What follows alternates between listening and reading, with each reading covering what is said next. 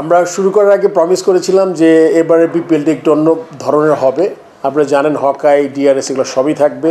Umpiring আমরা খুব উন্নত করার চেষ্টা করছি। ফরেন আম্পায়ার থাকবে। টিকিট তো সবসময় যখন চাহিদা বেশি থাকে একটা বিড়ম্বনা হয়, তো আমরা চেষ্টা করছি আবার ডিজিটাল প্ল্যাটফর্মে যাওয়ার জন্য। সো বেশ কিছু নতুন জিনিস আসছে, আমরা আশা করি সবাই আপনারা উপভোগ করবেন।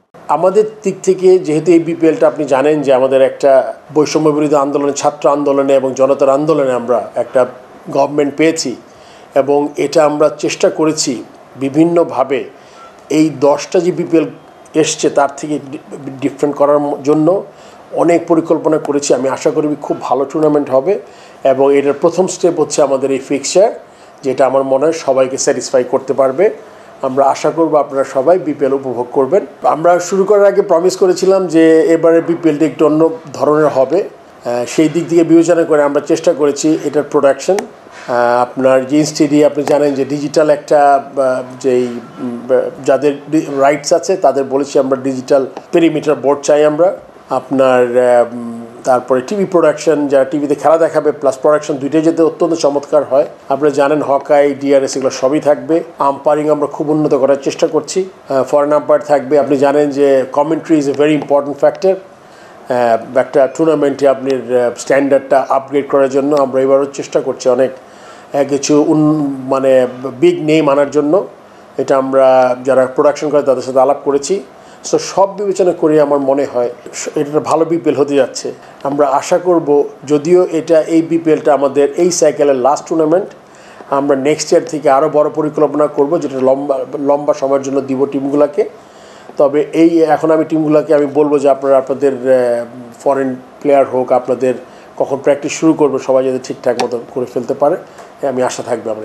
টিকিট তো সবসময় যখন চাহিদা বেশি থাকে একটা বিড়ম্বনা হয়, তো আমরা চেষ্টা করছি আবার ডিজিটাল প্ল্যাটফর্মে যাওয়ার জন্য, যাতে সবাই সবার সুবিধা মতো অনেক আগের থেকে টিকিট কিনে তারা যাতে খেলাটা উপভোগ করতে পারে।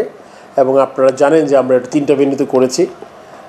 ঢাকা স্টার্ট করে তারপরে আমরা যাব সিলেটে, ওখান থেকে আমরা যাব চিটাগং, তারপর আবার ঢাকায় এসে লাস্ট রাউন্ড খেলা খেলবো।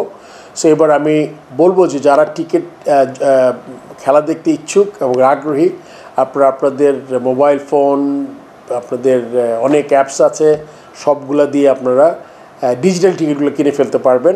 ওই লক্ষ্যে আমরা এগিয়ে যাচ্ছি। আমি আশা করি যে আমাদের এই ডিজিটাল প্ল্যাটফর্মটা এই মাসের মধ্যে কমপ্লিট হয়ে যাবে, সো দ্যাট আপনারা আপনাদের পছন্দের দলের টিকিট কিনে ফেলতে পারেন এবং খেলাটা ঠিকমতো উপভোগ করতে পারেন। আপনারা জানেন যে আমাদের প্রধান উপদেষ্টা, আমাদের ক্রীড়া উপদেষ্টার অনুরোধে আমাদের এই বিপিএলে খুব সক্রিয়ভাবে আমাদের সাথে অংশগ্রহণ করেছেন এবং ওনার চমৎকার কিছু আইডিয়া আমরা চেষ্টা করেছি আমাদের এই বিপিএলে ইনজেক্ট করার জন্য।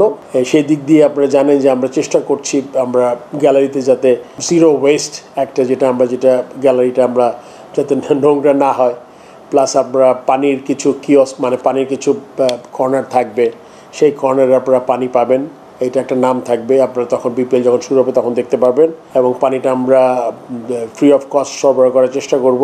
স্টেডিয়ামের আশেপাশে জায়গাটা আমরা চেষ্টা করব ক্লিন রাখার জন্য।